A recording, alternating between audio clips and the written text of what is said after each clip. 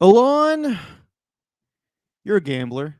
Were Mm. you feeling frisky and put the over down on some Army Navy? No, never. You can't go over on academy games. Well, especially those two schools. You just can't. Yeah.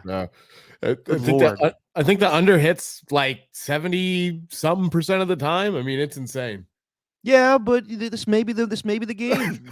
We may finally get a barn burner between these two schools. You know what's great about this game is so I think both teams are 5-6 or something like By the that. way, 27 and a half. That's the over under. That That is is that is something.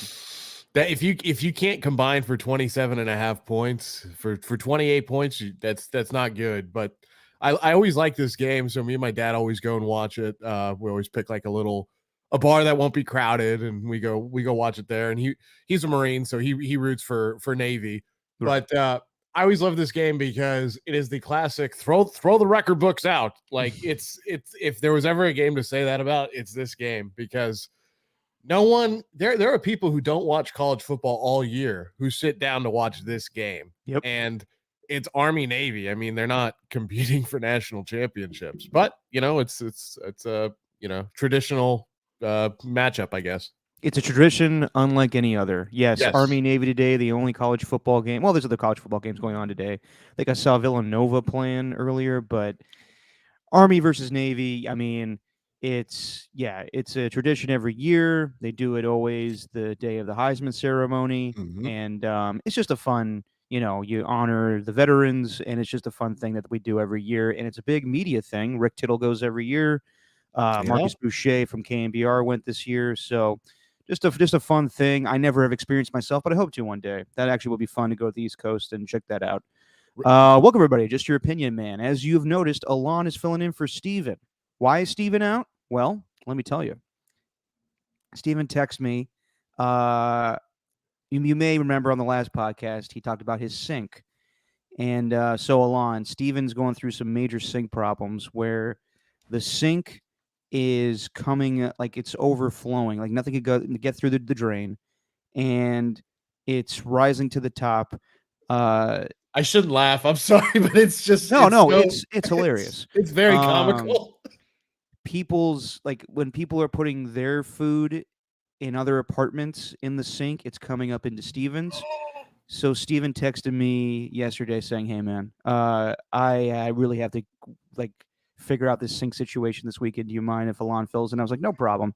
And Alon's happy enough to do it, so we'll let Sink Boy figure out his sink shit, and Alon and I will do today's episode. And I'm happy if Alon is always able to step in, however the circumstances may be. But thank you, Alon, as always.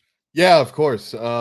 And just for anybody watching or listening, I know I don't want to like really get into this, but we did have that big tragedy that happened at Yes. UNLV, Yep. and I was not on campus, thank God, and a lot of people I knew weren't on campus either, which is a good thing. But just want to for anybody who has anybody close to this area or any connections, like my condolences. Like it was a really sad day, but we've unfortunately figured out ways in the society to rebound from stuff like that, I guess, because we're so used to that stuff happening. So Yeah, unfortunately. yeah, it's just bad. But for anybody who was wondering or concerned, yeah, everything's good in Las Vegas again. Everything's the way it should be. But yeah, just a sad day. I hate that kind of stuff. So I felt like I had to say something about it just because it was a horrible situation, and I just feel like that kind of stuff just there's no place for it. Absolutely, and thank you for bringing that up, Alon. And I agree with everything you just said, and glad everything you weren't there. And I know you're on that campus a lot. You do a lot of great things at that school, but just terrible to see. And hopefully Yeah. things change for the better. On a positive note of what's going on in Las Vegas right now, the in-season tournament championship is tonight. How Yeah. excited are you, Alon? It's in Uh, your it's in your backyard. Are people buzzing about the NBA in-season tournament between the Pacers and Lakers? People are buzzing about it, but I don't think it's a lot of people who are from here buzzing about it. We don't have an NBA team. I mean, we have the WNBA champs, the Aces, but Yep. I know Mr. Alex Scott was here yesterday for one of the games, or Oh, I forgot A. Scott was there. yeah, so he posted, and I said, hey, how'd you like it? Because it was I think the first time that he had been to T-Mobile Arena, and he said, well, it's great. And I watched one of the games at the gym the other day, a Lakers game, actually, when LeBron went off and scored like 14 points in a row or something like that. He was very dominant, but they did some interesting things with the arena. That's for sure. And to say the least, with the court. Yeah, the court, it starts with the court, and I'm still not into these crazy basketball courts. Some of them are a little distracting. Oh God, yeah, just disorienting. Yeah, and I'm like, oh, man, I keep focusing on the court rather than the players. And then they did some other things with the arena setup, which I thought was a pretty cool idea. They put like lounge seating around the lower bowl, so like there's a slight ring that divides the lower bowl from the upper section. And they put like what the Forum used to have down in LA. They have like what they called Senate seats, and they're kind of like lounge chairs that you can kind of sit there, and you have a lot more room and everything. And I saw that on the television yesterday, and I went, wow, that's a cool idea. I'd love to watch a game. Basically, you're sitting on a couch but in the arena. Yeah. So I'm not really watching it. I actually had to explain it to my father yesterday. He goes, "What the hell is this in-season tournament thing?" And I said, "Well, they have it in soccer. A lot of soccer leagues have stuff like this." And I remember, years ago, Matt Steinmetz was always pounding the table for an in-season tournament. Was he really? Back on the radio? He did a few days. I remember him talking about that a few times back, like in 2018. And I always thought it would never happen, but here we are. I guess it's a good thing because the NBA is always looking, Derek. The NBA is always looking for ways to get people to watch before Christmas Day, right? So that's why they have this. Yeah, no question. But to me, it makes it question like why. So you're saying that the regular season's not competitive enough? I mean, like, but that's the reality. The reality is the players are not. Teams are not into it as much as they were in the past, just because you see of all of the load management. And I don't think it's going to change anything. Like, I wasn't aware that the quarterfinal started on Monday because I was more concerned about, honestly, Bengals and Jaguars with Jake Browning playing. If it was Joe Burrow and Trevor Lawrence playing against each other, no one would have even known that thing existed. And I think a small few did. But yeah, like if this is to get more people into the NBA before Christmas, then whatever. It's harmless. And it benefits, I guess, players to get more money. But at the same time, if you're trying to get the NFL audience to care about this stuff right now, I think that's not going to happen. Do you think that the NBA did a poor job of marketing it? And from this perspective, the MLB, they like slammed us for the last year with, we updated the rules, the game you love, but even better now. And it didn't seem like that same marketing blitz from the NBA trying to explain what this whole in-season tournament is or was eventually to fan. I just didn't think they did a good job of that. I mean, there's a lot of promotion of it. I see, there's the commercial with Michael Imperioli, and they have LL Cool J before every game. They need a snazzier title than just the in-season tournament, the IST, the Cup, or whatever the hell it is. Yeah, the IST. It's something you got to get checked out. I don't like the name of it. I think they need to add more to it. Is it working? Sure. It's just not. It's not my cup of tea. I'm gonna watch tonight just because to see what the hoopla is all about and to see if this actually feels like a playoff game or a championship game. It was close. Like if we had the Suns and Bucks play each other, you could have made the argument that's an NBA Finals preview. But we have a lot to go in the NBA. Yeah. I do wonder if they'll ever tie it to postseason seeding. That's where it gets a little tricky because I don't feel that should play a role. Like if you win the in-season tournament, I've heard some people say like then that should automatically mean that you get in the playoffs. But if you just totally shit the bed after that, then what's the benefit of that? Like I don't think you should just get in because you won some cup in December. But I feel they plan this out pretty well. I think that this is a good day to have this. Obviously, no college football tonight besides the Army-Navy game. The Heisman ceremony is just way too long. I don't know about anybody that watches that live. So I'm going to watch. But, the honesty is I don't think the Warriors really cared about this thing. I don't think a lot of teams. I mean, financially, yes, LeBron's been the poster boy for this thing. Like it's ridiculous in every interview. He's like, yeah, I mean, this is just competition now. I mean, this is we're playing for the in-season tournament. He's like, all right, man, you will do anything the NBA tells you. But What a company man. and he's definitely a company man. But I don't know. I'm not into it. But you know what? It's fun. It's fun to have it in Las Vegas. I did enjoy the NBA on ESPN pregame crew and the NBA on TNT crew kind of meshing together, and Charles Barkley calling out Stephen A. Smith. It's fun, but it's not enough for me to care enough to forget about football. Yeah. And I think the other thing from more of a local perspective here, I had mentioned that I didn't think a lot of people who lived here were super like into it in terms of like, this is going to be amazing. And a lot of that probably has to do with just 3 weeks ago, we had the Grand Prix here. So it Oh yeah, was how did that just, go? oh, it was great. I Yeah. went and I had a blast. A buddy flew out who lives in San Francisco. My friend Connor, he came out and yeah, it was fun, man. We had a condo overlooking one of the straightaways and the starting grid. So Oh we fuck had yeah. yeah, with a balcony and everything. So we had like our own like party out there and everybody was out on their balconies. It was really cool. So did you actually go? Or did you watch it from there?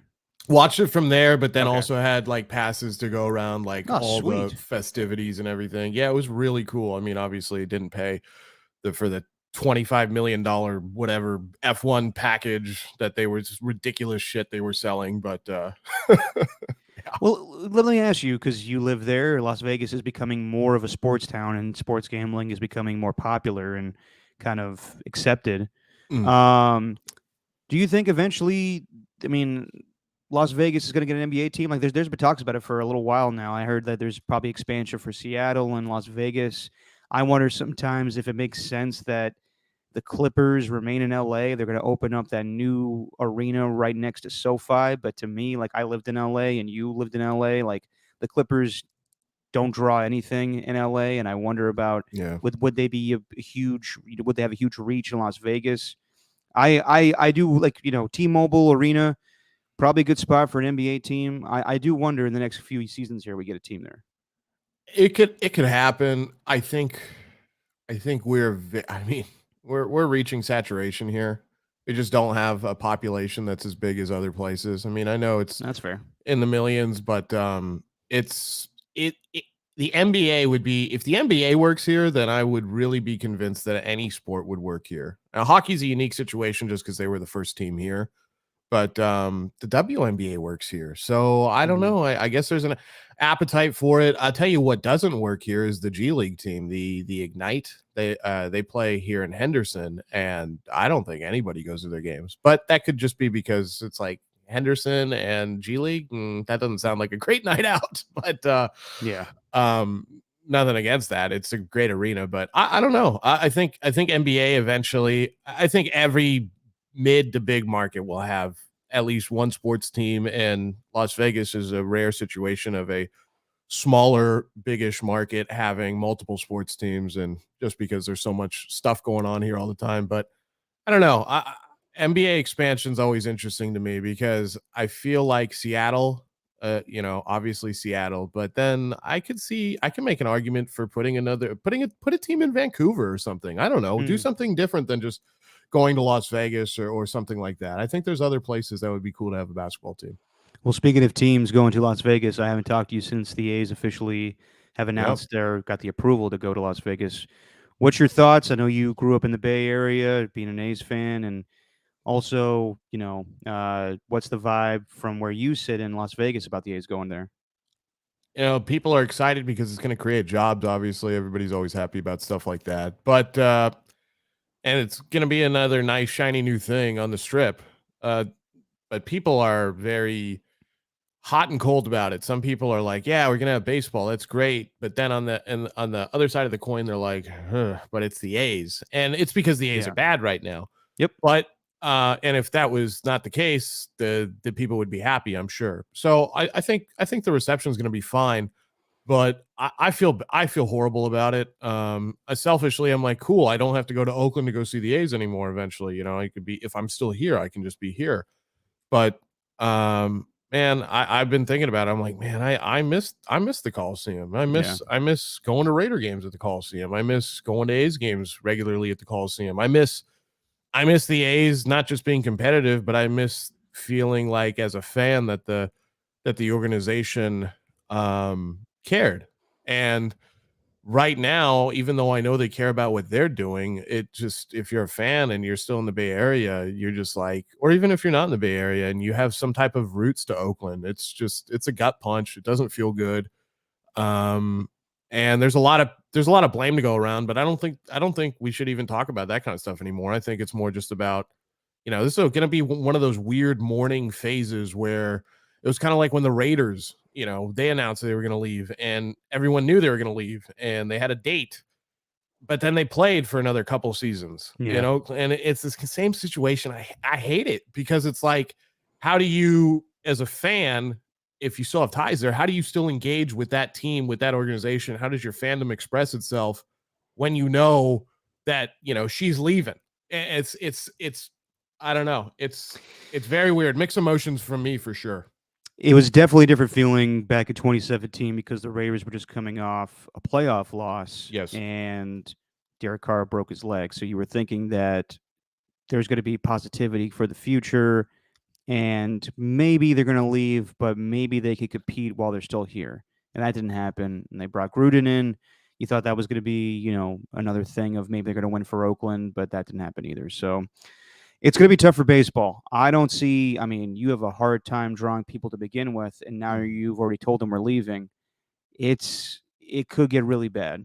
It Do could get you really bad next season. do you think they're going to continue to play out in the Bay Area in the Oakland Coliseum? I I Because don't I see do any other too. option. Yeah, I don't either. I mean, there's this talk about them going to Oracle Park, but I I have a hard time believing the Giants would allow that. Um, and the logistics of that of the Giants being at home and then them being on the road and the A's get to come in there. That's a hard thing to manage with a baseball schedule that's already out there. Like this isn't like the NFL where they make the schedule based on free agency and everything like that. They've already had the schedule made up, so it's too late at this point. I think it's going to be a shit show at the Coliseum, and I feel bad, Yeah. and I wouldn't be surprised if you get, I don't know, maybe a few hundred people at opening day. There's going to be a boycott, and it's going to be interesting. And I'm going to check out the Oakland Ballers and have fun with that. It's not going to replace the A's, but yeah, it'll get ugly. I think next year. I hope it doesn't. I mean, attendance wise, that will probably happen. I agree with you, but I I hope that I don't want to see any situations where people are like throwing trash and shit on the field, No, no, because no, no, that could no. I that can mean, happen. that's Yeah. yeah. I mean, I don't know how you prevent that stuff. I think Yeah. it's when you basically give a big fuck you to the fans, then the fans have a right to say fuck you back, but you want it to be civil. I don't Yeah. know. I do not know how that's gonna go down next season. But speaking of baseball, the biggest news in sports right now, and this is actually very interesting this time of year to have basketball and to have the NFL. And for the moment, until we play games tomorrow, which if Shohei decides to release this information tomorrow, or make a decision tomorrow, I should say, that's going to be, he'll be forgotten. Um, is the Shohei Ohtani for agency news. So the latest is that our guy John Morosi says that the decision is imminent. And he said prior to that he believes that decision could be made before the weekend ends. So he's either got today or tomorrow. And if I was Shohei Ohtani, I would not announce where I'm going during NFL games. That will not be good for the sport at all. Um, John Morosi also said that, I mean, I think it's been widely known that the expectation is that the Dodgers are all in to get him. And they're the favorites right now. But yesterday, Morosi said that the Blue Jays have slowly gained momentum in the sweepstakes for Shohei Ohtani. Now, this is where things got a little crazy, is where people believe that he was taking a flight from Orange County to Toronto. And that was a rumor for a little while. And then John Morosi then said that's a true report.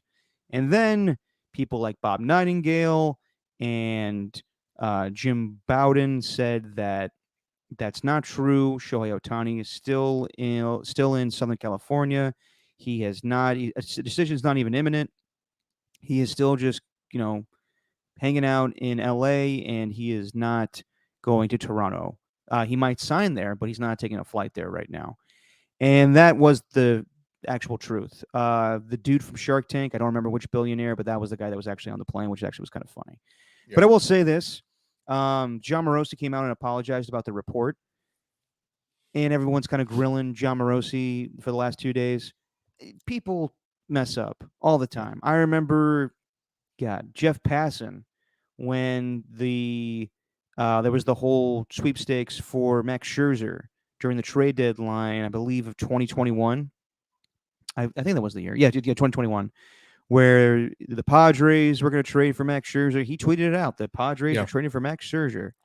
And then that did not happen. Now, he was used as leverage by some agent, and then the Dodgers came in and traded for him. Then just last year, John Heyman says that Arson Judge is going to the Giants. Well, that didn't happen either. So John Morosi got some bad info about a flight, and Shohei Ohtani being on that flight. Shit like that happens all the time. I think people are really just grilling on him way too much.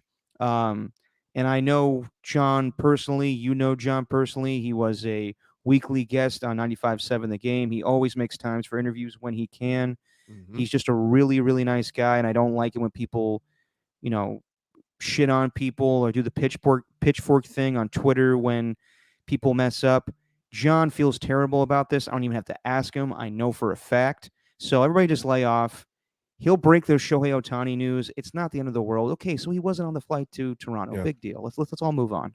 Morosi's incredible at what he does. Like you said, always makes time, always super nice. Still get texts from him like around the holidays, like, "Hey, I hope you're doing." Like, I mean, he's salt of the earth. Yeah, he's the best. He is a bad story. That's all it was. It's when you're following something like this that is so well guarded and high stakes, it is tough to report. I mean, people are expecting sometimes these reporters to be able to not only give them accurate information, but predict the future without all the information in front of them. And, that's a hard thing to do. So, lay off Morosi, that's for sure. The other thing is, real quick about this reporter stuff, he didn't make it up. I mean, he has sources when he writes his stuff. It's not like he just made it up. He got some bad intel. Yeah, he got some bad intel. So that stuff happens. But yeah, it's insanity what's going on with Shohei Ohtani, and I love that Robert from Shark Tank was on Robert Herjavec. Yeah, he was on the I think that was so funny, and I think the Blue Jays or some Toronto account actually posted on Twitter or X or whatever or Instagram. They said, "Oh, we just signed him," and then it was a picture of Robert in a Blue Jays uniform, and I thought that was funny. But you should have said Mr. Wonderful instead. Yeah, hey, there's only one Mr. Wonderful. Yeah, Kevin O'Leary. I love that show. I'm a fiend for some Shark Tank. Oh, Shark Tank's great. Shark Tank's great. It's a great, just chill out show for sure. But Definitely. the Ohtani sweepstakes is so fascinating. I never dreamed of a world where he wouldn't be in an Angels uniform. Not because the Angels are so great and they're a competitive team or any of that. I just never thought it would happen. I'm like, they're gonna lock this guy up for life. They're gonna do everything in their power to keep this guy, and he's gonna end up somewhere else, and it could be the Dodgers. That's amazing to me. It just seems like they got money for days. Maybe a couple of years ago, I would have said, or last year, I would have said, "Oh, the Mets probably could get him." But I mean, the Mets have been throwing around money like a drunken sailor. I don't know how much more money they have. Toronto would be really interesting if he did go there, though. Even though I don't think he will. But if he does go there, I love the whole, international kind of more. I don't. It's interesting. You have the best player in Major League Baseball. He's not American, and then he plays in Canada. Like I love the aspect of that. I think that'd be really cool in a way. But Ohtani's amazing. I'm sure whatever he gets paid, and he's going to get paid, $600 million or something crazy like that. I have said that whatever he gets paid, it's probably going to be somehow underpaid. Like if he keeps if he stays healthy, he's going to outperform any contract. because he is so valuable.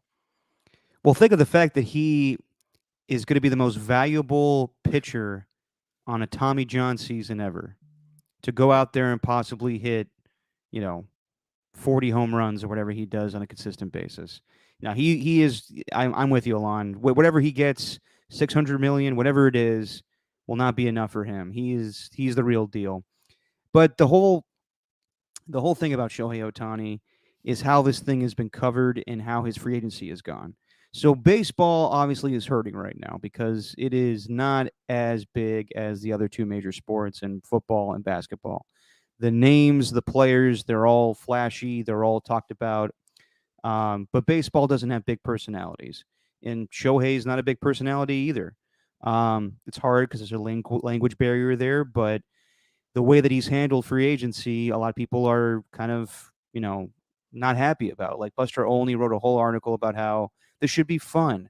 Why is there so much secrecy to Shohei Ohtani and everything? I mean, we thought legitimately, I don't know if you saw this, but when Dave Roberts said that they met with Ohtani, that also was like, ooh, did Dave Roberts just fuck up the Dodgers' chances of getting Shohei Ohtani because he let it out the bag? Listen, I think that when you are the biggest name in your sport, you get to do whatever you want.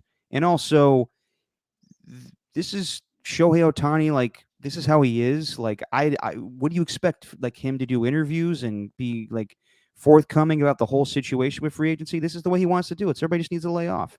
I think that's you're blaming a player because baseball's too boring. So you got to blame the sport. I think, in my opinion.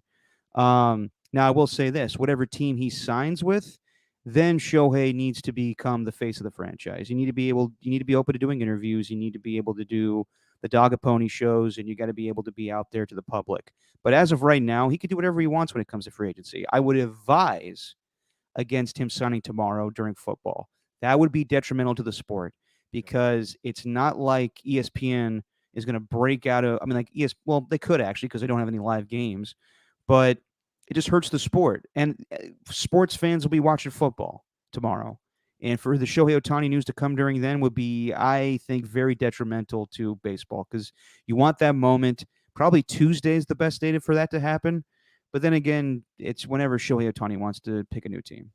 I agree with you. I think too. I was thinking about. I was like, he could do it Monday night, and then I went, nah. Tuesday just makes more sense, and then you get We got Wednesday, two Monday Thursday. night games too. So Yeah, Shohei. there's nowhere to go. So yeah, and the NFL is just it's the big baddie. It's tough. It's tough to beat the NFL at anything. But you had mentioned that he is not a big personality in baseball.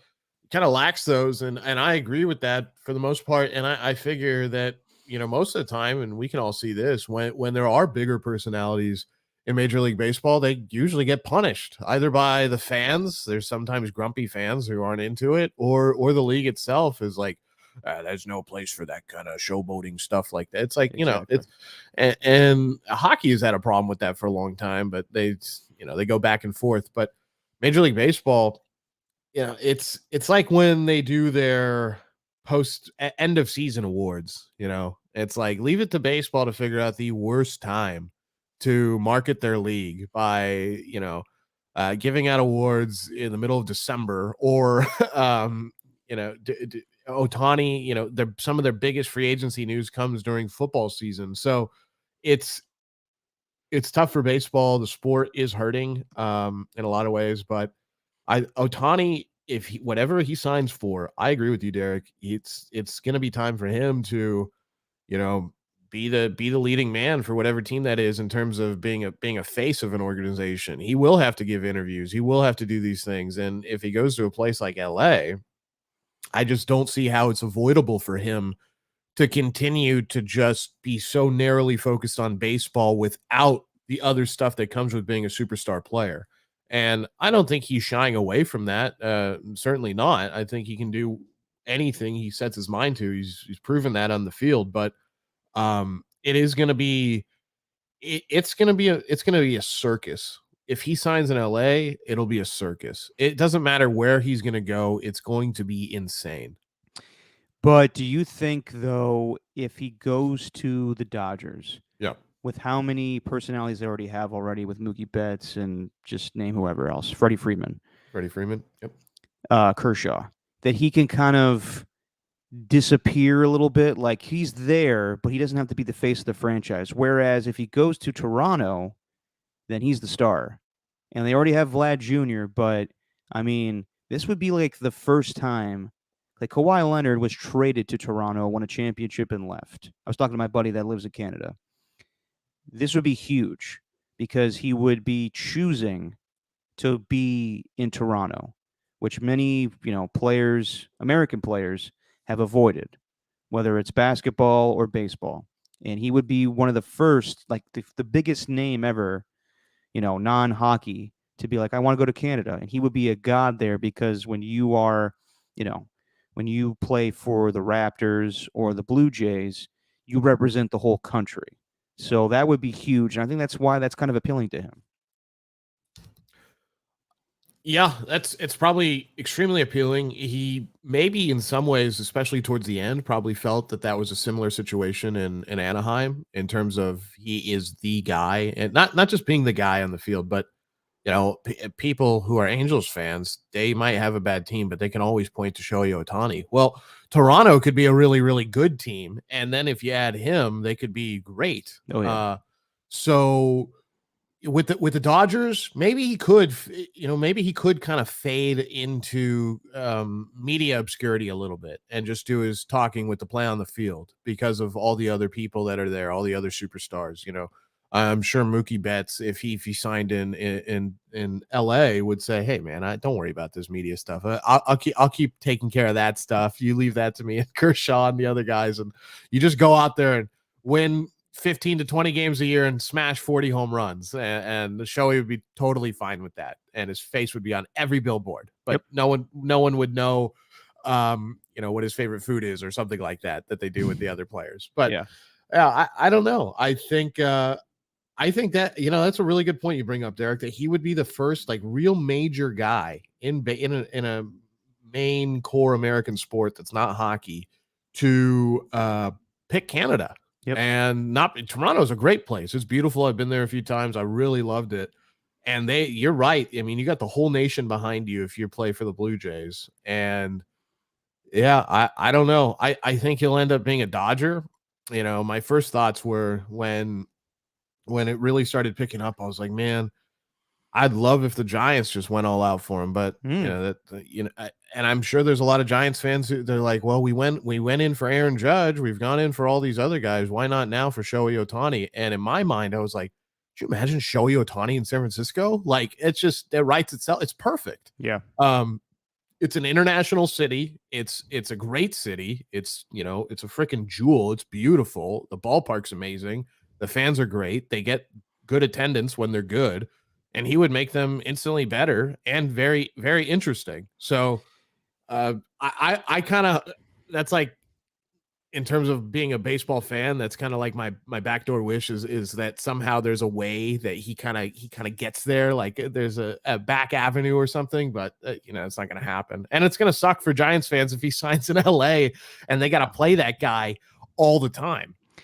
Yeah, that's something we've been talking about all week is the Giants trying to get Shohei Ohtani. And the Giants fans have been spurned. They're actually kind of over it a little bit. They're over Farhan.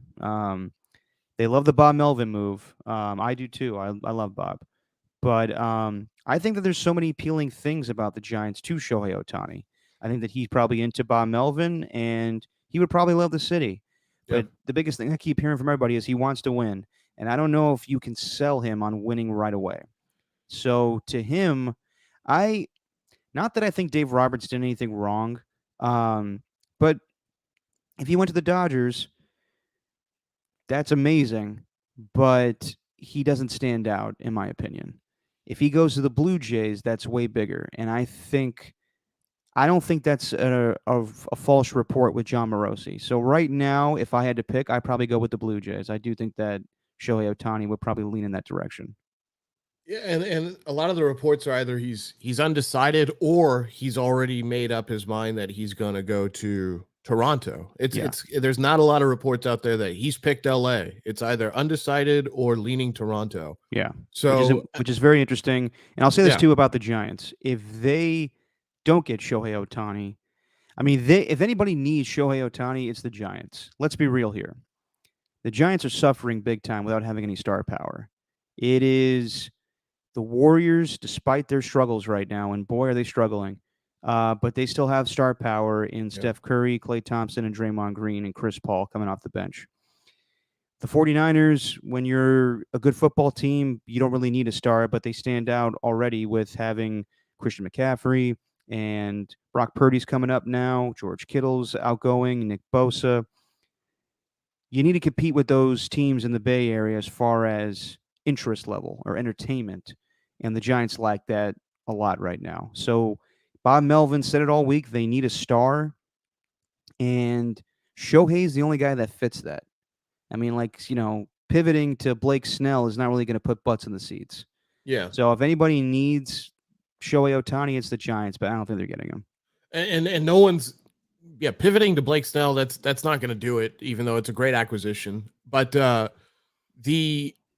one's going to cry over spilt milk in terms of, oh, we didn't get Juan Soto. As great as I think he is, he's a phenomenal player. But if you have an opportunity, even a slight chance to get Shohei Ohtani in San Francisco, I just think that would be one of the biggest, not just baseball stories, it'd be one of the biggest sports stories.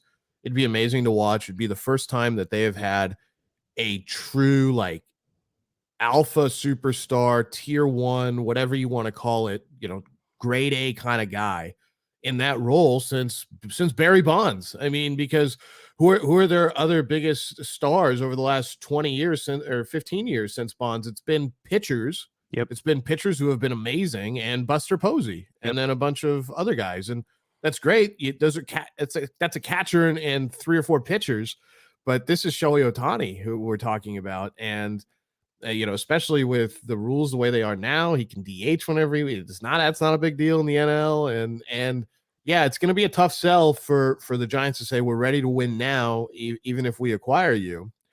And if he did go there, I'm pretty sure he would know in his mind that Bob Melvin's our manager. This guy wins. It doesn't really matter where he goes. He figures it out.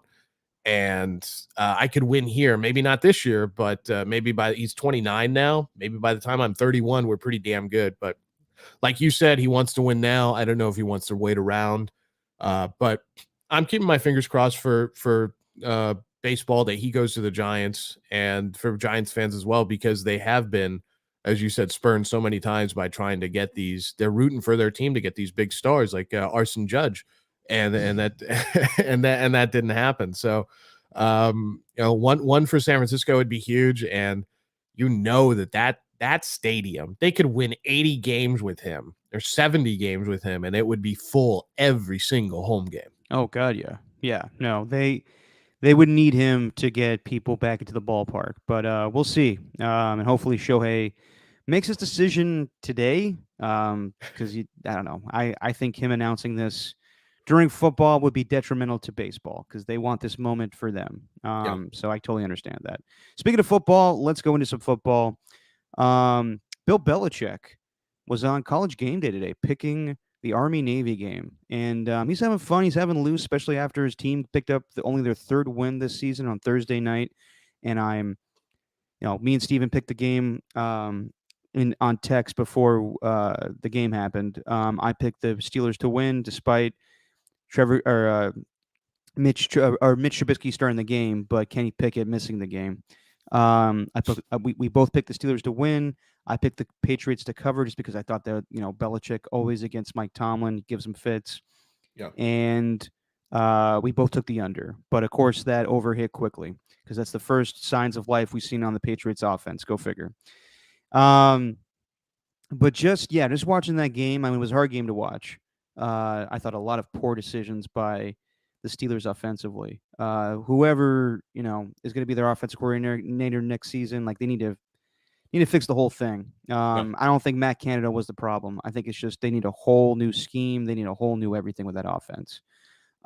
Still some of the same players, but just change things here or there. But listening to Robert Kraft and Bill Belichick, because Robert Kraft came by too on College Game Day this morning, and he basically said, like, we need to win, and we need to find a way to get back to the old days. And interesting moment where Pat McAfee was talking to Robert Kraft, and he said, "I don't envy you because of the move you're going to have to make this offseason. We all know what it is. And Robert Kraft kind of like didn't say anything, but kind of just sat there and shook his hand. It's becoming more clear to me. I don't know about you, Alon, but it's becoming clear to me that it sounds like there's going to be a mutual parting between the Patriots and Bill Belichick. And it's not even like hidden, like on the broadcast, like Al Michaels and Kirk Herbstreit are talking about, what's the future of Bill Belichick? Is he going to go into broadcasting? I can't see that. Um, but then again, you would have to know, talking to, when you're doing a nationally televised game, you talk to the head coaches in production meetings, and Herb Street's, been around Belichick for a few days now, from the Thursday night game to college game day this morning. So I don't know how you feel, but it seems pretty clear to me that he's going to say goodbye to the Patriots this offseason. It's crazy because I think in another sport, right? If this was the Bill Belichick of basketball or baseball even, but for sure basketball, it would be like, well, it ran its course and the coach is going to go somewhere else and the team is going to try something else, even though he's the greatest, right? In football, it's crazy to think about. It's really hard to wrap your mind around because you're like, man, this guy has more Super Bowl rings than anybody else. He's turned the Patriots into the best team of the 21st century, even though it hasn't been good the last couple of years. There's no arguing that. And I know, people love talking, well, he had Tom Brady. It's like, well, you know what? Tom Brady also had Bill Belichick. But it's, if I was Robert Kraft, there's no way I can get rid of Bill Belichick, even if it looks bad, even if it's been poor, the last couple of years. And I know that they were having quarterback problems. They had a quarterback who won Rookie of the Year or Offensive Rookie of the Year, whatever, with Mac Jones, but that has not progressed the way that they thought it would. And you got Bailey Zappi, by the way, making some really nice throws to Hunter Henry the other night. He played great. Henry did, so did Zappi, but I think if Bill Belichick continues to coach, it won't. You know me, Derek. I've said this for a long time. My dream has always been for him to go to the Naval Academy, and I'm not just saying that because Army Navy are playing. I mean, he's got the family ties, and yeah, I mean, there's a whole reason why he was there today. Obviously, yeah, it was at Foxborough, but he definitely has ties to Yeah, I would love to see him in Annapolis. I think that would be amazing. I think it'd be a great story. It'd be really cool to watch a coach like that go to a place like Navy and turn it into a perennial, ranked team. Not going to win the college football playoff, but a very competitive, good, smart, tough football team. And he's going to be dealing with people who are going to want to do things his way because, I mean, they're all going to be officers in the Navy and the Marine Corps. But yeah, I didn't watch game day, but I did read a few things about, how Pat McAfee, by the way, that guy continues to evolve in what he does, and he gets some great things out of people, even just the nonverbal reaction from Robert Kraft. So I think that I agree with you. Bill Belichick's not going to be a broadcaster. I just don't. I do acknowledge though he's on. He is good on TV, like that Yeah. NFL Top 100 he did with Rich Eisen and Chris Collinsworth. That was actually very well done. And this morning talking about, I mean, him and Lee Corso, going back and forth was very interesting to watch. But he loves the sport of football, whether it's college or professional. He's a historian of the game. So when it comes to that stuff, I can hear him talk about it all day. Like there's a Football Life talking about the forward pass, or there's one on Paul Brown where he goes in depth about his appreciation and respect for Paul Brown. Bill Belichick can talk all day about the history of football, but when it comes to breaking down the X's and O's and analyst work, I just don't think that's going to translate very well to a live broadcast. So I do think he's still going to remain a coach. He wants to. I think he wants to pass Don Shula.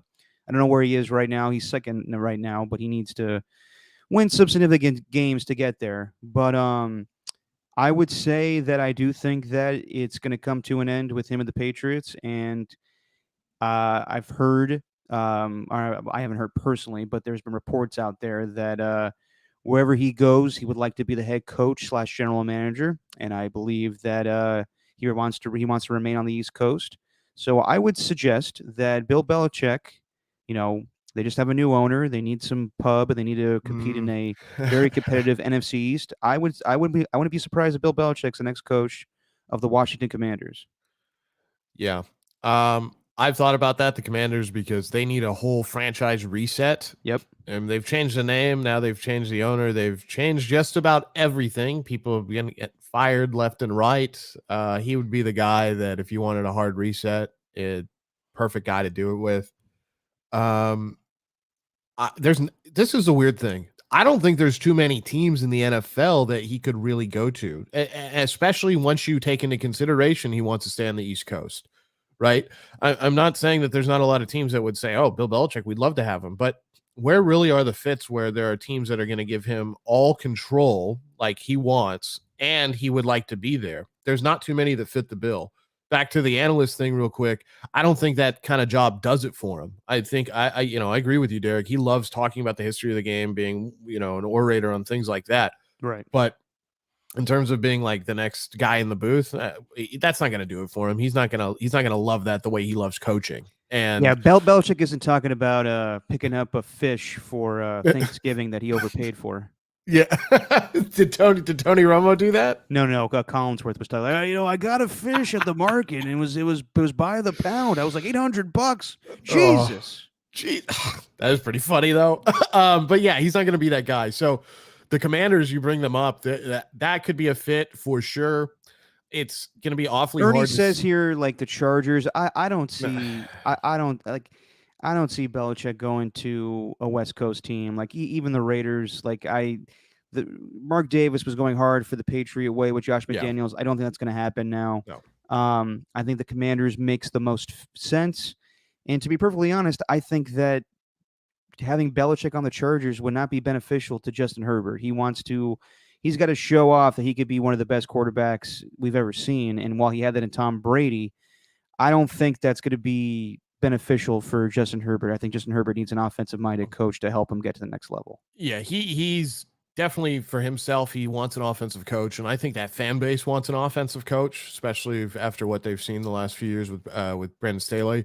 And they got a Ferrari on offense, and it just keeps running itself into the ground. So they need something that's not defense first in terms of the coaching style and the identity of the team. But yeah, I don't think he's coming to the West Coast anywhere, any of those teams. I think the Vegas thing, that's dead on arrival. I haven't heard anybody seriously talk about that. I mean, I've joked about it a few times. People go, well, would you take Belichick after what's gone on the Patriot way out west here in Las Vegas? I'm like, it's Bill freaking Belichick. Of course I would. Yeah. I'm an idiot. I would take him and I'd give him all the power he wanted, but that's not going to happen. Right. And the Commanders do make a lot of sense if he were to stay in the NFL. I could also see a scenario where he pulls like a Sean Payton kind of thing, where he takes a year off to kind of survey the landscape, see what some of these teams that might be appealing to him do, and see if then it's more advantageous for him to come in. But again, you take a big risk taking that year off. Things can change. Maybe a situation you really liked that you said, oh, I want to wait to see if it gets a little bit better, it gets worse somehow. So that could happen too. But I agree with you, Derek. I think the Commanders are the best fit, just because it's a start over, and I think he loves those kinds of things. Follow his career, obviously he did that with the Patriots. He did it with the Cleveland Browns. Like, that's the kind of guy he is, and that's why I always lean towards, I think I could really see him getting into the college game at some point. But and not just because the NFL won't have him or he's over the NFL. I think there's a lot of things that he enjoys doing that would really show off really well in the college game. His ability to outthink and out-scheme people, he'll be able to do that very consistently in the college game because the level of coaching is inferior to that of the NFL across the board. I'm not saying there's not great coaches. Obviously there are. But also his ability to be like an administrator, a guy who controls an organization, that would fly really, really well in college. So if he does go to Washington, I could see that happening. He is going to have full control. I wonder this, his next NFL team, if he does indeed go to an NFL team, how long is his leash going to be? How many years do you give the greatest NFL coach of all time? 5. I'll give him 5. You give him, so I say that too, but we know how quick how quick people are to pull a shootout now, with a lot of situations. justifiably some. Like if we want to talk about the Raiders, Josh McDaniels got fired about as quickly as you possibly could fire a guy that you gave a 6-year contract to, Yes. especially when he doesn't do anything, out of bounds. So Bill Belichick, yeah, 5 years, that's what I would say. But we also live in a world now where if it's not good year one and then 4 games into year two, people are going to be calling for his head saying, no, the game's past him. We got to get rid of him. No, I mean, you're right about that. I would think, though, with the new owner, what's his name? Jay Harris, the Yep. owner of the Commanders now, he's got to, I mean, he's not really a sports guy. He owns the 76ers too, a minority stake, I believe, in the Sixers. But he has to get things turned around. He also wants the star power. He's got to compete in that division with the big personalities as far as coaches. I mean, Nick Sirianni. Brian Dable has got a big one. Mike McCarthy, we'll see if he stays there with the Cowboys. Yeah, I think that's the spot, and I think that he would get full autonomy. So he would get the benefit of the doubt because he's considered the best coach of all time. So he would have time to figure things out with the Commanders. But no, you're right. I mean, we just saw Frank Reich get fired 9 games into a season, whatever it was, 11 games, whatever. Ridiculous to me. He's a damn good football coach too. He is. So we'll see about Bill Belichick. Maybe, see a new name in the chat here, Jay Shea or Che, saying that he thinks that Bill Belichick is overrated. I understand that sentiment now, but I mean, the man has coached in this league for a long time, through many decades, from the 90s. I mean, well, actually, way before that, with the 80s, with the New York Giants winning championships as defensive coordinator, to having some of the best defensive game plans of all time to stop the 1990 Bills or the '01 St. Louis Rams, to current day, where he had to adjust the offense, he had to adjust his defense. He's always evolving as a coach, but maybe he's been slow to evolve lately. I will admit that maybe in today's game he's hasn't really learned to grow the quarterback and hasn't really understood how vital the quarterback position is, where he just kind of took it for granted in years past with Tom Brady. But now I expect Bill Belichick to keep coaching. I don't think he's going to be on the Patriots, and I think he's going to remain on the East Coast. So we'll see what happens with Belichick there. You did bring up the Raiders. You obviously live in Las Vegas, love the team.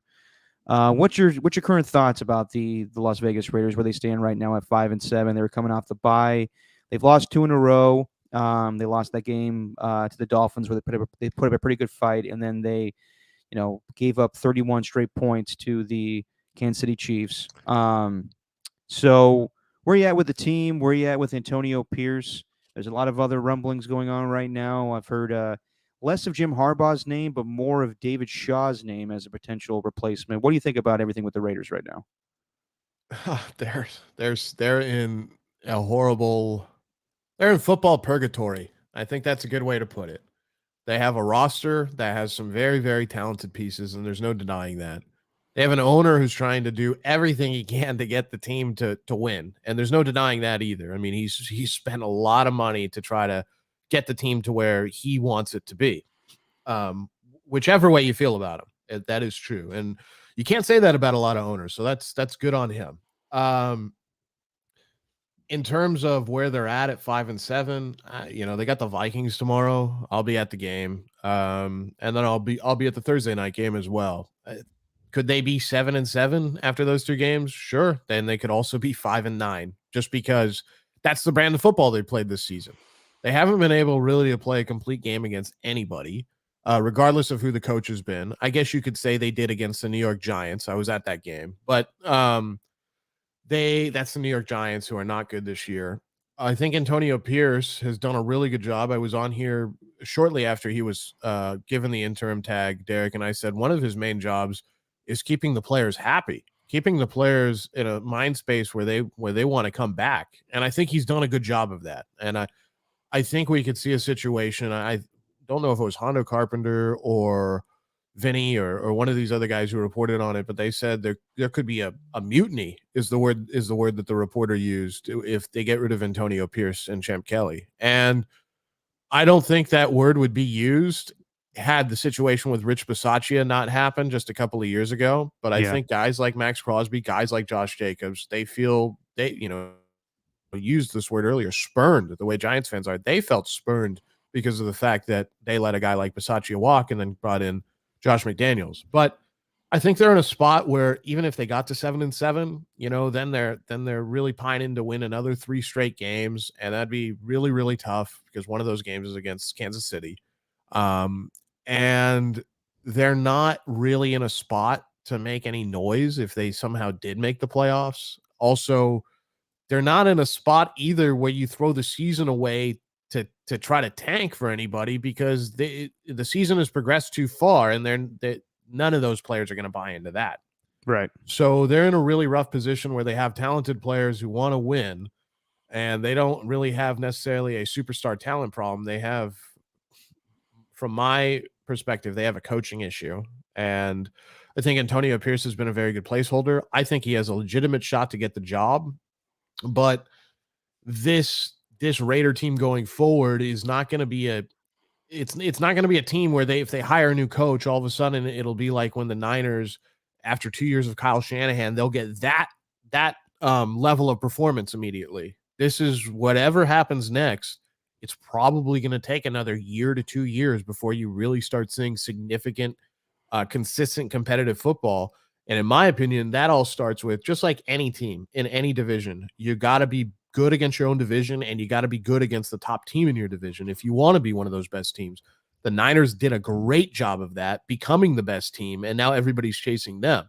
That's what the Raiders obviously want to try to do, but it's a tough situation that they're in, and they still have football to play, but I think a lot of this is about them winning games, not so much just to try to keep themselves relevant, but to win games I think they're trying to win games and play the right way to keep players for next year, because what you don't want is a bunch of guys trying to get the hell out because you spent a lot of money on this roster, even though it does need personnel reconstruction in the trenches. But you want to try to do everything you can to keep those skill guys. So it's a long rant to say they're in football purgatory. I'll say it again. No, I agree with you. It's a weird spot for them right now, but it's a familiar spot. I don't know. I mean, Antonio Pierce has definitely done a number on the team for positivity's sake. Yes. But going forward long term, I don't know if he's the answer. I know a lot of players are happy with him, but if we're being real, we're trying to compete with the Kansas City Chiefs against Andy Reid, and I don't know if on a scheme level that's a good fit twice a year to go up against. And if you say that Bill Belichick's not the best coach right now, then you have to say Andy Reid. So I don't know. You want a leader of men, and I think that Antonio Pierce could definitely do that. But I do believe that they need a better answer at head coach.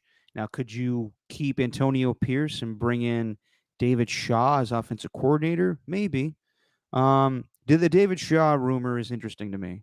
I've got to know him from doing the show with Tom and Copes, and he did a weekly as a Stanford head coach. And now that he's left, he's been nice enough to come on here or there with us, and he's made it clear that he wants to be in the NFL next season, whether it's head coach or offensive coordinator. He wants to be there. So maybe he needs to learn a little bit about how to be a head coach. That would be an interesting move to me. I haven't heard a lot about the Jim Harbaugh rumors. The latest is that Harbaugh is going to sign a fat contract with Michigan to remain there. But then again, there's also stuff about the Bears being interested in him as well. So I don't know. I don't know what the Raiders. We'll see what happens tomorrow with the Vikings. If they, the AFC is wide open, honestly. So if they manage to get into the playoffs, then you got a case for Antonio Pierce sticking around as head coach. But if things don't go well towards the stretch, then maybe you got to look at what's the best long-term answer as far as head coach. Are we getting fake? Is this real now? Ohtani to the Dodgers? Yep. I have my ticker up. We have but I breaking haven't seen news. that. Wow. Jeff Passan.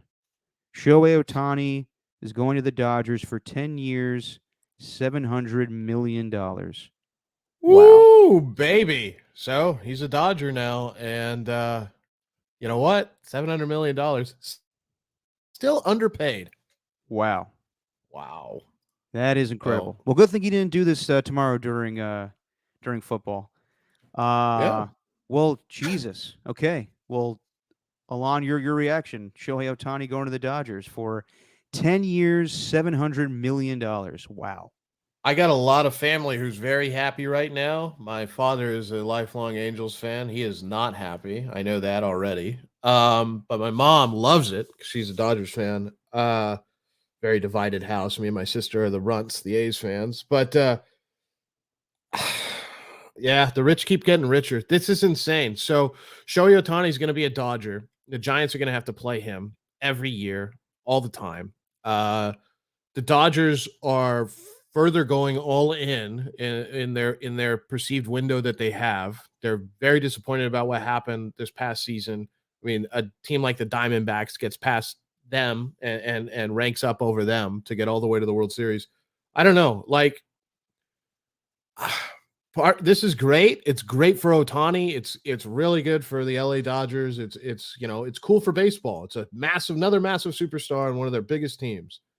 But sometimes I get a little sick of this, Derek. I get sick of some of the, like, I'm not saying that it's not fair that teams like the Dodgers and the Yankees can just accumulate talent left and right. I just wish it was different. I think it would have been really cool to have him go somewhere else. Like we talked about moments ago, we both would have loved to see him in a Giants uniform, but now he's, the Southern California rivals. And I don't know.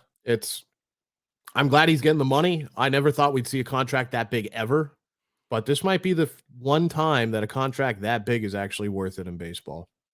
Yeah, and I wish that YouTube TV had MLB Network right now so I could see this coverage, but ESPN's going to Oklahoma versus Arizona right now, and I wonder if they'll break into that.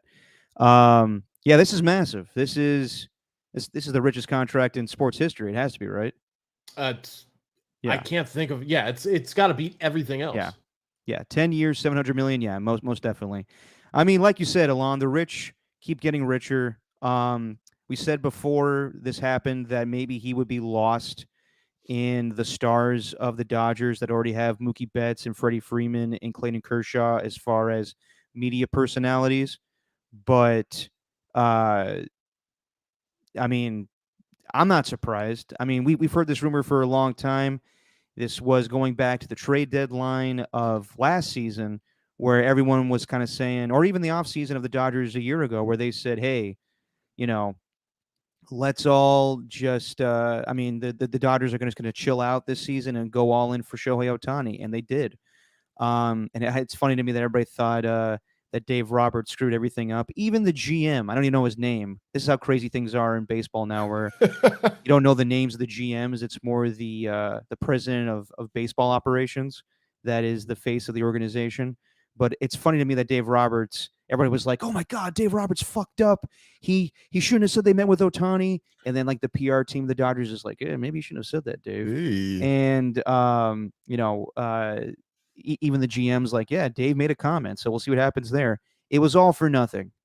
Shohei Ohtani still ends up going to the Dodgers, and it's a massive move. One that the Dodgers did not need. They already No. are a massive team. They already are huge on the scale when it comes to baseball and sports in general. Well, this will just add to that.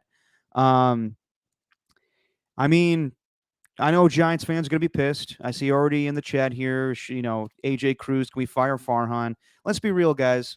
I didn't see Shohei coming to the Giants. I just didn't see it happening.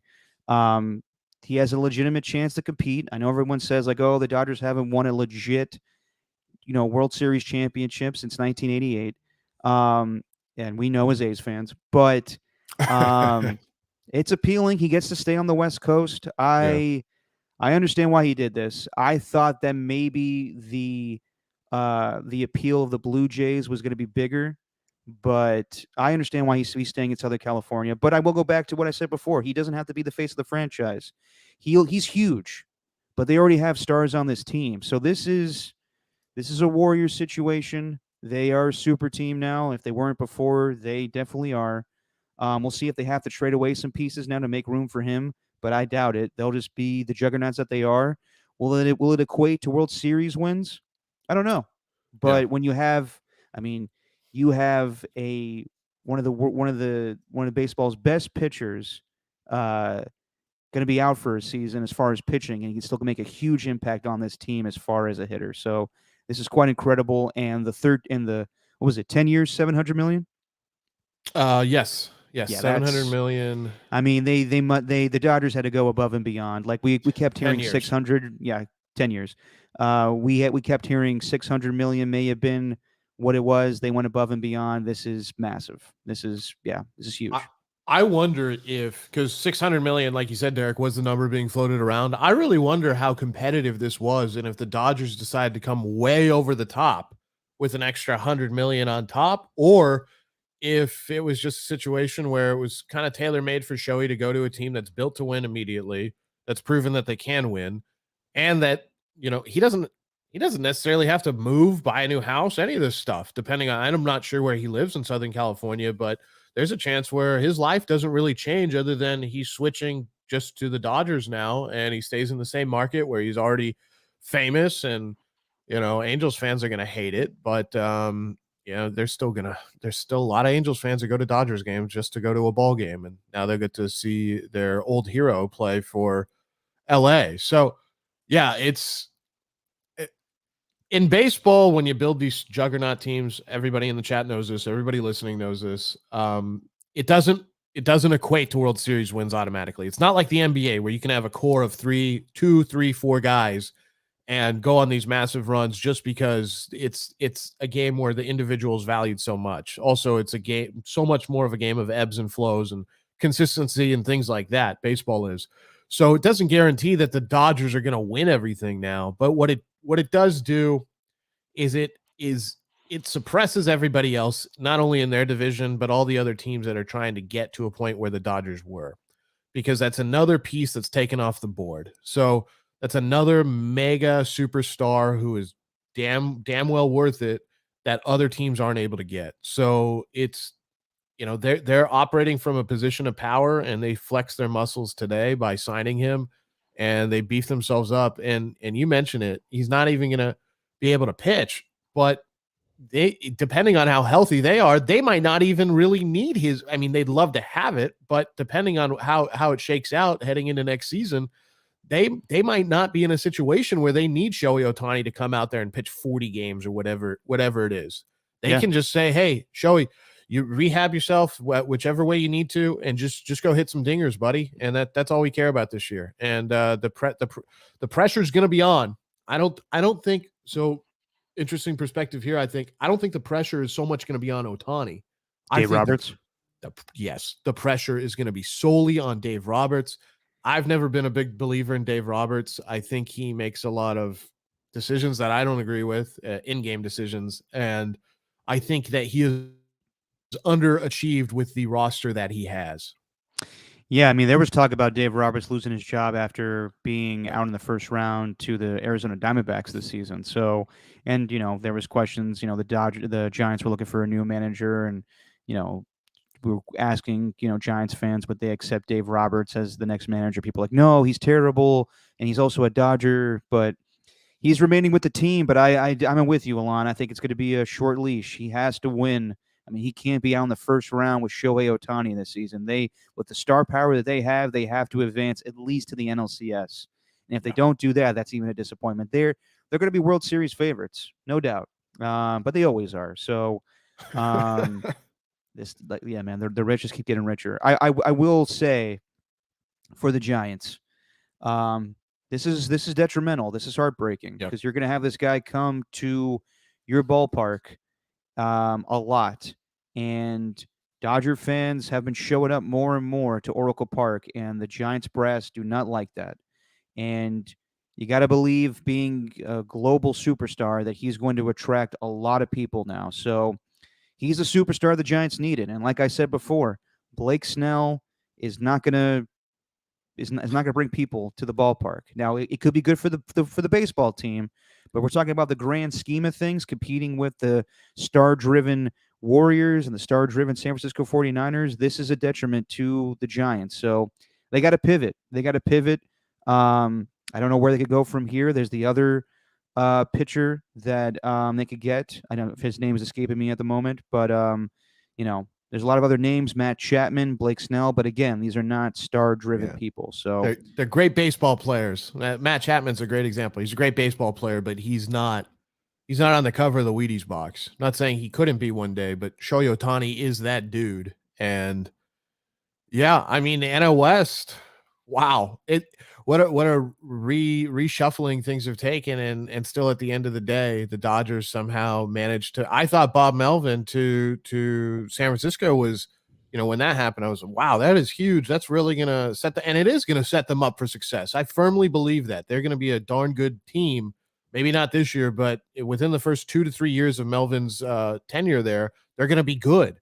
But and the Padres have a talented roster, even though that they're kind of being dismantled a little bit here and there. But the Dodgers somehow still come in and make the move that crushes all other moves by getting the best player in all of Major League Baseball, and the best player that he's the best player I've ever seen in my lifetime, in person and on TV. He's the most talented. He can do the most things. He's incredible. So they just made the biggest sports move of the year. No, for sure. And there's nothing even close. This is the biggest sports story ever this year. if you're Artie Moreno and the Anaheim Angels, you are. I mean, this is a gut punch. I mean, this is always a rumor, so you're not really surprised. But for this guy to stay in your backyard to go to the other team, that hurts. And Alden Gonzalez reports that there are no opt-outs in the Shohei Ohtani deal.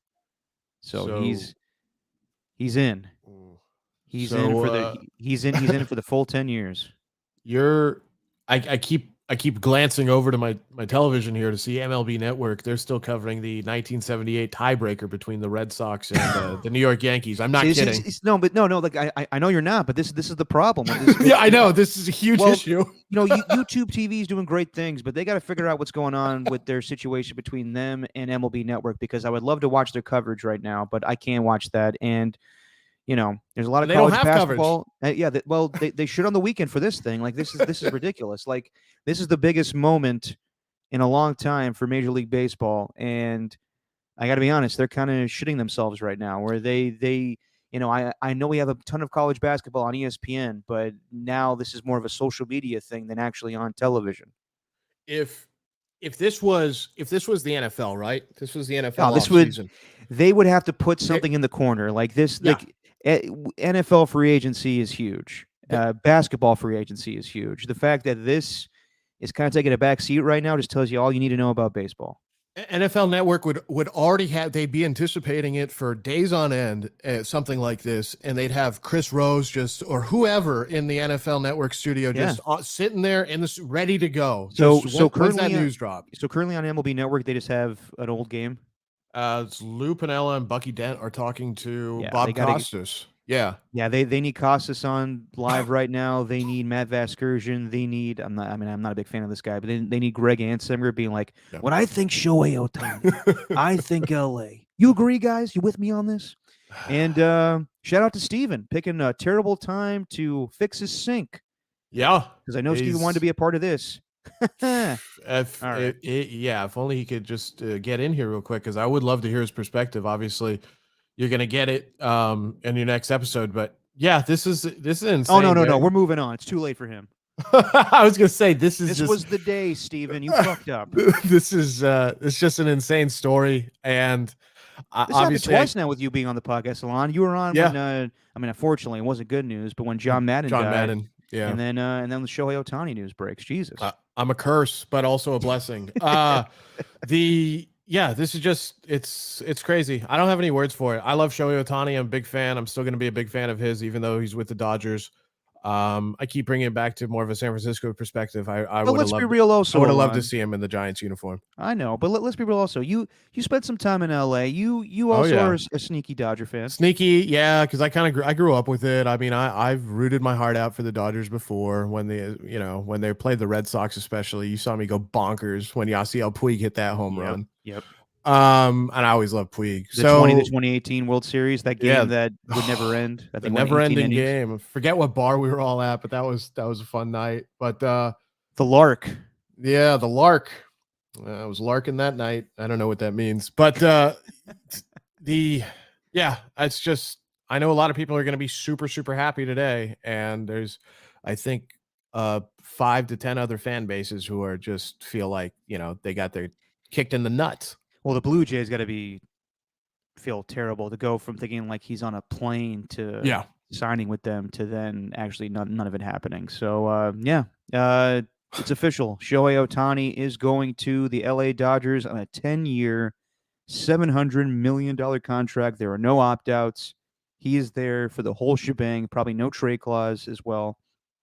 Gonna speculate on that one. I'm not sure if that's the case, but he is there for the long haul. Let's end with some football though before we get out of here. Alon. They keep showing his real quick. They keep showing his stat line, his pitching and his hitting. I mean, but MLB Network has not gone into live coverage. No, not yet. I'm sure they're trying to get someone ready. How you don't have someone ready, I don't understand. But yeah, they're dropping the ball there big time. Even on the ticker, like just the amount of statistical categories in pitching and hitting that he is in the top 10 in is just yeah. They just got the most talented player ever, and you can't argue with that. He is the most talented player we've ever seen. Yeah, it's nuts. Real quick, I haven't had a chance to talk to you about this, just in text though, but not live on this podcast. You and I benefited from the college football playoff, where we could actually see a Texas-Alabama national championship, which would be very interesting with the way things have gone this year, and of course, back in 2009. But of course, the team that had to sacrifice, or not sacrifice, but the team that was left out was Florida State. So. One loss Texas gets in, one loss Alabama gets in. I'm glad both of our schools got in. I do feel bad for Florida State, just because they did go undefeated, and that's the whole point of this thing. But as far as entertainment purposes and it being a TV show, they did get this right. So while I understand Mike Norvell's anger towards the CFP. And I know, who's the quarterback for Florida State? Jordan Travis, and then it was probably going to be Tate Rodemaker, who's their second guy. If they would have went in, because he was in concussion protocol. So right. I mean, I know he probably feels terrible because he probably thinks that his injury had the impact of them not making it, and that probably is the case. But it's unfair. Sports is unfair. It's shit like this all the time. When they expand the playoffs, more fair things will happen. But for the here and now, I'm glad Florida State didn't make it, but I completely understand why they felt they got dicked. From a competitive standpoint, yes. So we can all see that Florida State, I mean, they'll have a chance to prove everybody wrong against Georgia. I don't think they're going to win that game, but they'll have a chance. They'll have a chance to say, no, you guys fucked us and actually fuck you because we're actually are that good. But Power 5 team, undefeated. I was texting everybody that, and I was so happy Alabama beat Georgia. I was like, okay, I'm happy with that. That's fine. And I really thought I thought it was going to be FSU and Texas that were going to get in those last two spots. And when FSU didn't get in, so I woke up that morning to watch that freaking TV show, and just to see a graphic pop up, and then I turn it off immediately after. But to see FSU not get in was just. Yeah, it was the committee. I thought, I don't know if it was Boo Corrigan or it was one of the people on the committee who made a comment a week before the selection show that said, we're going to pick the best teams. And I was like, they're already building themselves a way to get out of putting a possible undefeated Power 5 team in. And sure enough, that's what they did. So, Alabama definitely benefited. I think Texas was probably going to get in. I just thought Texas, even though they lost to Oklahoma, I just thought, they beat Bama. They had a really good year, Power 5 champion. But when Alabama beat Georgia, that changed everything because immediately Greg Sankey, commissioner of the SEC, give that guy a raise if you're an SEC person, right? Because he went, one of these things isn't like the other. And it's, he always campaigns for his conference, and all the other coaches in the SEC really campaigned for the SEC champion to go as well. So they were going to do everything in their power to make sure that an SEC one-loss champion didn't get left out once Alabama won. So I know the committee's not supposed to take into account things that have happened in the past, but Georgia had won 29 straight games, yada, yada, yada. But Florida State, I feel really bad for them. I thought, did you see read Deion Sanders' comments saying that or maybe it was Stephen A. Smith, but Yeah. he said if Deion Sanders was coaching Florida State, they wouldn't be left out. And I thought that was kind of an interesting talking point. I was like, well, is it really because they don't have superstar power right now over at Florida State? I would agree with that, man. But it's true. So they lose their quarterback and they're out. So I'm heartbroken for them. I'm so happy Alabama's in. I can't wait to see them play Michigan in the Rose Bowl. I'm going to that game, so I'm excited. But fuck yeah. Yeah, so me and my brother are going to that. It's going to be great. But yeah, Florida State got screwed. And this happens in sports, like you said, Derek. When it goes to 12 teams, it will be more fair. Sure, it will be more fair, but that 13th team is still going to say, oh, we got fucked out of this. So, yeah. I mean, you can never fix it. But I think the committee got this right in terms of putting the 4 most competitive teams out there, but they got it wrong in terms of putting the most deserving teams in, because they left one of them out, and that was Florida State. No, I agree. I agree with everything you said. But college football playoff will be fun. Very interesting matchups. I'm glad you're going to go watch that game. I mean, Harbaugh versus Saban, that's incredible to see. And yeah, Washington, Texas will be an interesting matchup as well. But you guys are going to roll them. You're going to roll them. Don't say that yet. Don't put that on me. Yeah, don't put that juju on me. Don't do that to me, Ricky Bobby. Real quick, Heisman finalists tonight. You got Jaden Daniels, Michael Penix, Bo Nix, and Marvin Harrison Jr. Who you going with? Jaden Daniels. Yeah. You know, I got to be honest. I didn't watch a ton of LSU this year, but his stats, I mean, 40 touchdowns, 4 interceptions. That's impressive. Yeah. I thought that Michael Penix was probably the front runner, but I was not aware of the season that Jaden Daniels had. I think I'm very interested to see what Bo Nix does at the next level, because people are telling me that he could be an NFL quarterback, but I don't see it right now. Marvin Harrison Jr. seems like the most legit prospect, though. Oh, he's tailor-made. Like, you plug him in right now, and I don't think he's going to fail. He's got the pedigree. He does great things on the field. And when he is in some situations out for Ohio State, like we saw last year, like he really, it's a big impact when he's not there. So he's a huge player. Jaden Daniels had a great season. Bo Nix, a lot of people were thinking that had Oregon won the Pac-12 championship that was here at Allegiant, that he would have gotten the Heisman. And I thought even if they did that, I still thought that would have been the wrong decision, just because you can't argue with the stats that Jaden Daniels put up. It's interesting that you're hearing that some people, you're wondering what Bo Nix will do at the next level. I'm wondering the same thing, because he's not the most consistent guy in the world. He's having a great season. But he's one of those guys that does a lot physically, I think. And sometimes I don't know how well that flies in the NFL when you got 300-pound guys crushing you every play. Exactly. So we'll see what happens there. But yeah, it seems like Jaden Daniels is the favorite for tonight. All right, let's get to some picks for Week 14 in the NFL as I get some music going here. And a thing we call wins or wangs. All right, lower this down a little bit. All right, Lon.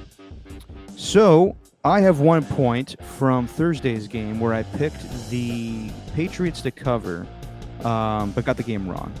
So let's go through the rest of these games. Steven did not send me his pick, so he is shit out of luck today. Shit out of luck on multiple reasons, because he missed the Ohtani news. That damn sink. Carolina is going to the New Orleans Saints. I believe Derek Carr has been cleared from concussion protocol and will play in tomorrow's game. Could be wrong on that one. Regardless, the Saints are 6-point favorites, and the over-under is 38.5. I like the Panthers to cover.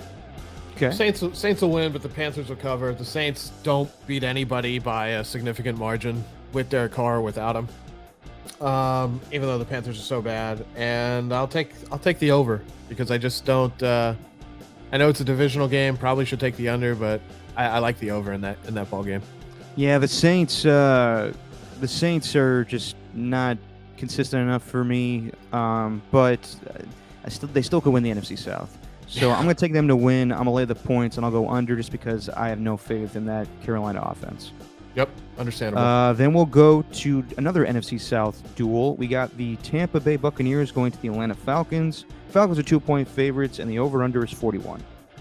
I had to look at this game for a contest I'm in. I hate this game. I'll take the under, and I'll take the Bucks, but and I'll take them outright to win too. All right. Yeah. I like that pick, but for some reason, I'm not feeling it. For whatever reason, I like the Falcons to win this game. I think they're picking up steam a little bit offensively. Yep. So I'm going to go with the Falcons, even though I'm not a fan of Desmond Ridder. I'm going to lay the points, but I'm going to go over because I think it's going to be a high-scoring affair. And then we got the Houston Texans going to the New York Jets. Zach Wilson back starting. There's a whole controversy if he wants to play, if he doesn't want to play. Aaron Rodgers is sticking up for him, kind of making it worse if you ask me. But Yeah. the Texans are 3.5-point favorites, and the over-under is 35. I like the Texans to win the game, and actually, this is an extremely low number, but I'll take the under. I think the Jets defense will do enough things to make life tough on the rookie CJ Stroud. All right, but you're taking the under. Are you laying the points with the Texans? Yeah. They're going to cover, and they'll win, obviously, if they cover, but I'll take the under. Okay. I'm going to do the same thing. I just don't see a lot of offense happening. I think the Jets defense can stifle CJ Stroud, but I don't see the Jets doing enough on offense to win the game. Then we got an interesting matchup between the Indianapolis Colts and the Cincinnati Bengals, both teams in the playoff picture. Jake Browning starting for the Bengals and Gardner Minshew starting for the Colts. The Bengals are 2-point favorites, and the over-under is 44. I think the Bengals are going to win this game, and I think it goes over. I think both these quarterbacks are going to have a field day against the opposing team's defense. I mean, you got two really low-ranked defenses, so over, and I'll take the Bengals. All right, and, then. and they'll cover, obviously. I'm going to do the same thing. I think that Jake Browning actually was really impressive on Monday night's game against the Jaguars, and I think that Zach Taylor's scheming it up pretty well for him right now, and Colts are impressive, but I don't see them as a playoff team. Maybe they'll sneak in, but I like the Bengals here. Then we got the Detroit Lions going to Chicago. Chicago almost beat the Lions last time they played. Jared Goff threw 3 interceptions. The Lions kind of struggling lately, but they did win last week against the Saints. The Lions are 3-point favorites, and the over-under is 43. I will take the under here, and I will take the Lions to cover and obviously win. They're going to get right. They're going to get back to how they were. I mean, they still got the second best offense statistically in the league, so this should be a non-factor for them. This should be an easy game. I'm going to do the same, except I will take the over. I think a lot of points will be scored in this one. But yeah, the Lions need to kind of get things going a little bit. They've been dominant at times, but then they kind of ease up like they did last week. Yeah. They need to start keeping pace here with the Eagles and 49ers if they want to stay in the hunt for that number 1 seed. We got the Jacksonville Jaguars going to the Cleveland Browns. Don't know who's starting for either of these teams right now. Trevor Lawrence is questionable. He had the ankle sprain for Monday night's game. And then we got the Cleveland Browns, who I think want to start Dorian Thompson-Robinson, but then I just saw today that Joe Flacco was, he's going to be elevated from the practice squad, and I actually was impressed with Flacco in that game against the Rams last week. So the Browns are favored by 3. The over-under is 33. I'm going to tell you that I think that Joe Flacco is going to start in this game. I don't think Trevor Lawrence is, and I'm going to take the Browns to win. And I'm going to lay the points. I'm going to go under on that 33. I'm gonna go the same exact play except the over, because I think Cleveland has enough good pieces outside of Joe Flacco starting quarterback that they can beat the Jaguars. The Jaguars are just vulnerable right now. Yeah, they are. No, they definitely are, and they look like a good Joe Flacco versus CJ Beathard type of game. I know it's Beathard. I'm having fun. Right. Broncos at the Los Angeles Chargers. Chargers are 3-point favorites, and the over/under is 44. So I like the Chargers in this game. I think that they'll be able to get it done. I do think the game goes under, but I think the Chargers win this outright. And I like the same exact thing. I think that the Chargers, this is the first matchup this year, right? Yeah, this is the first time where we see Sean Payton go to LA and think of the team that he probably should have coached. Yep. But yeah, the Chargers are the better team. I could see the Broncos winning this game too, but it's because they have more talent. I'm going to go with the Chargers to win this game. I'm going to lay the points, and I'm going to take that under. But I don't know. I've been putting my faith into Justin Herbert and Brandon Staley way too much lately, so I can see this going the other way quickly. But just based on the talent, I think the Chargers should win this game. I agree with you, Derek. It's hard to pick against Justin Herbert, even when they're sitting at 5-7. It's just tough when they're in a matchup like this. You're like, I gotta go with his team. Yeah, but haven't seen it this year. Yep. Then we got the Seattle Seahawks at the San Francisco 49ers. The Niners are 13-point favorites with the over/under 46.5, and this is mainly because of what they did a week ago, but also because of Geno Smith being questionable for this game. We'll see if he plays or it's Drew Lock, but. Alon, how impressed were you with the Niners last week, and who you got in this game? Niners are the best team in the NFL right now after what they did to the Eagles.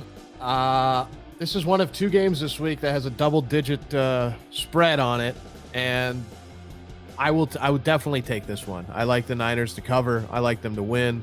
I think even if Geno Smith was playing quarterback for the Seahawks, I think they could still get it done against that number. And I like the over because I think the Niners are going to have another point explosion. You know, if Geno Smith doesn't play, then yeah, this could be a beatdown. But I think just because they played 2 weeks ago and the familiarity between the two teams, I like the Niners to win, but I do like the Seahawks to cover, and I like the under to hit. So I don't think it's going to be super high scoring, but I think it's going to be an interesting divisional matchup that's close. Then we got the Buffalo Bills going to the Kansas City Chiefs, where the Chiefs are just 1-point favorites. This is where things are with them right now offensively. And the over-under is 48.5. Alon, who do you like in this game? I like the under, and I like the Bills to go to Arrowhead and pull off the upset. I'm with you on that one. I think that the Bills coming off the bye week, and I was very impressed with their performance against the Eagles, even though they lost. This to me kind of reminds me of when they were 6-6 a few years ago, when they lost that game against the Patriots. So where the Patriots were just running every play, and then they ran the table. I would not be the least bit surprised that the Bills run the table here and win the division still against the Miami Dolphins. If you look at the schedule, there is a case to be made that the Dolphins could lose 3 straight to the Cowboys, the Ravens, and the Bills at the end of the year, where both of them are 11-6, and then the Bills sneak in. So I could see that happening. Also, I'm kind of pulling for Sean McDermott because while, and everyone's making a big deal about his comments this week that he made in 2019, it was a not great comparison for the 9/11 terrorists being on the same page compared to a football team. Kind of, inappropriate and should not have been said in the locker room. But I'll also say this. It happened in 2019, and I'm kind of tired of all this stuff of let's go back in time and look at what people said and did. There is a statute of limitations, and I feel like, I feel like his character was kind of gone after a little bit too much this week, so I'm rooting for the Bills. Yeah, not a great thing to say. Obviously, we all know that. But I'm with you on that, Derek.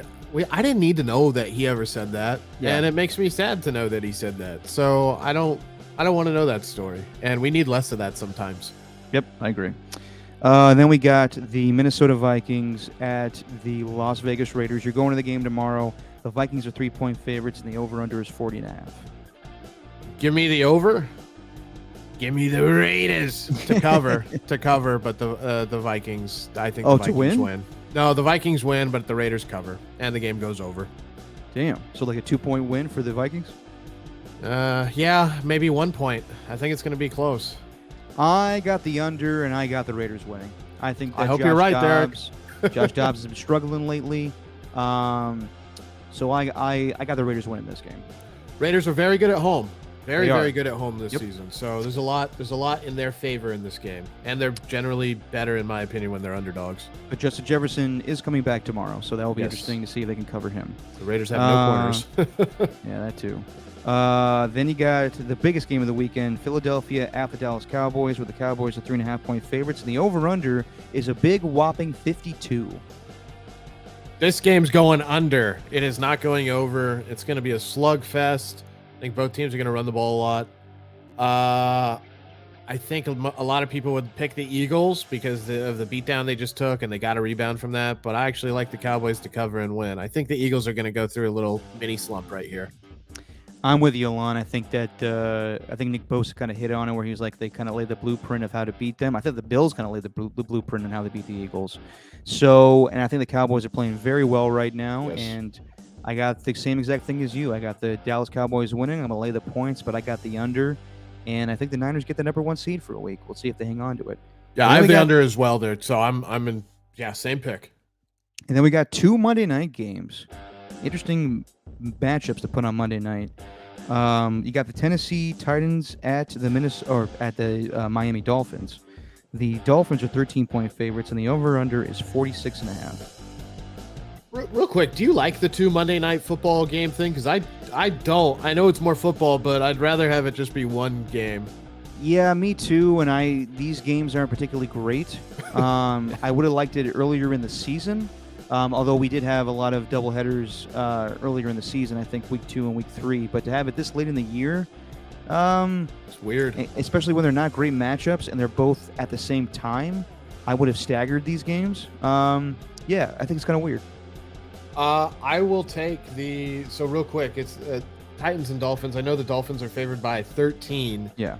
I will take the Titans to cover, even though they're abysmal. But I think sometimes the Dolphins have trouble like getting out of the starting blocks. So I think that the Titans will cover, the Dolphins will still win, but the game will go over. I'm with you on Miami winning the game, the Titans covering, but I got the under in this game. I just think that when the Dolphins play more physical teams, they kind of get bullied a little bit, but I think in the end they score enough points to win the game. And then I got the Green Bay Packers at the New York Giants. I don't got it. We all got it. The Packers are 6.5-point favorites. They will be without Christian Watson, and just saw he's out for the game with a hamstring injury. But they are still favored, and they are the over/under is 36.5. This game is a game only a mother could love. I'm not a fan of this game. I'll take the under. I'll take the Packers, and Packers are favored by what? 2? 6.5. 6.5. Jeez. Yeah. I will take the Packers to cover as well. Okay. I'm going to have the under as well. I like the Packers to still win the game, but I got the Giants covering coming off that bye week with Tommy DeVito. Tommy DeVito. Yeah, Tommy. He's living the life. He's living the life. And I love his family when they show his family on TV. Oh, yeah. No, he's between Big Dom and Tommy DeVito, people have been having a blast with the Italian accents lately. No, it's great. But I saw Tommy DeVito play in person. I know that was quite a few weeks ago, but oof, it wasn't pretty. No. So I don't know how. No, he was struggling in that game. Yeah. And I will count your picks this week because I know usually Steven comes back for the next game or the next episode, but I will keep track for you, Alon, and you will count towards Steven's picks because he failed to put in his picks, even though he's working on his sync. You got time for this. I got you, Steven. I got you. I'm gonna win for you, baby. Yeah, I mean, either way, I mean, if you let Steven down, it's his tongue on the line, so you don't have to worry about it with the hot sauce. Oh, I love it. I wish I could always make picks like this where it wasn't my ass on the line; it's someone else's. That's great. I mean, literally, it could be your ass on the line. It could be his ass on the line after the hot sauce. Well, I hope he doesn't have a toilet problem to go with his sink problem. Well, Alon, thank you for filling in, nonetheless, and thank you for being here for a big fucking deal. Shohei Ohtani signing a 10-year, $700 million deal to be a Los Angeles Dodger. Sure, this will be discussed more. We got football games tomorrow. Maybe you forgot him by then, but no, it won't be. I'm kidding. But yeah, this will have huge ramifications on the upcoming MLB season, and I think we start seeing more moves being made for all the other MLB teams. Thanks to everybody that was in the chat today. We had a lot of new faces and names, mainly because of the Ohtani news. I noticed that when that news broke, we started jumping up, and then once they realized I can't talk baseball, I was like, okay, let's get out of this chat. But thank you for being a part of it. The usual people, AJ Cruz, the Ernies, few new names here. A lot of Dodger people. But thank you for showing up, new faces and names. Alon, thank you as always, man. Of course, it's always a pleasure to be here, and it's always fun when there's a big breaking news story that happens when we're on. So that's really cool. But yeah, just crazy day with the Otani news, and I agree with you, Derek. Happy it happened today, not tomorrow, not Monday. So it's cool. We can talk about it all day, and everybody can just think about this. Exactly. Until the Heisman ceremony. No, I'm kidding. Yeah. Or the in-season tournament championship, whichever people we're talking about. Although I can imagine they're going to the pregame coverage of it, and you see Charles Barkley. Man, y'all see what Otani made? I'm in the wrong business. He is gonna talk. He is gonna say something like that. And is Ernie Johnson on that set for Ernie these? Johnson. Oh, did you see what Shohei made, guys? Yeah, exactly. So he's going to talk about it, obviously, being a baseball. Hey, he's a baseball guy, yeah. Baseball guy himself. So, yeah, this story's going to be everywhere. Dodger fans, congratulations. Giants fans, it's going to be tough going against him for the next 10 years. But, you got Bob Melvin now, so he can make anybody a winner. There you go. Until next time, guys, we'll see you, I think, on Wednesday, because the Warriors are going to play Tuesday night. So I'll tell Steven we should do Wednesday so he can prepare for his sync even more. So until then, thank you all. And Alon, you could do the honors, say what we always say on this fine broadcast. Derek, the Warriors can't turn the ball over 29 times, but that's just your opinion, man. Well done.